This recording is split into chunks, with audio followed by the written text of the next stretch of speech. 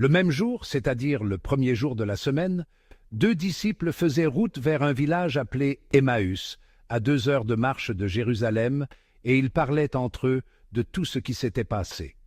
Or, tandis qu'ils s'entretenaient et s'interrogeaient, Jésus lui-même s'approcha et il marchait avec eux. Mais leurs yeux étaient empêchés de le reconnaître. Jésus leur dit « De quoi discutez-vous en marchant ?» Alors ils s'arrêtèrent tout tristes.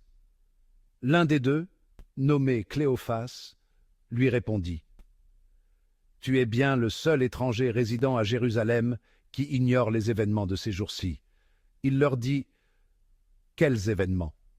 Ils lui répondirent « Ce qui est arrivé à Jésus de Nazareth, cet homme qui était un prophète puissant par ses actes et ses paroles devant Dieu et devant tout le peuple. Comment les grands prêtres et nos chefs l'ont livré, ils l'ont fait condamner à mort et ils l'ont crucifié. Nous espérions que c'était lui qui allait délivrer Israël. Mais avec tout cela, voici déjà le 3e jour qui passe depuis que c'est arrivé.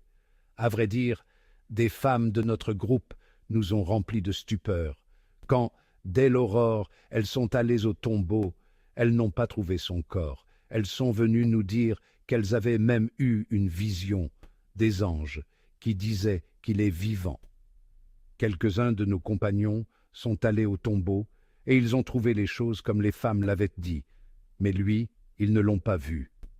Il leur dit alors « Esprit sans intelligence, comme votre cœur est lent à croire tout ce que les prophètes ont dit, ne fallait-il pas que le Christ souffrit cela pour entrer dans sa gloire ?»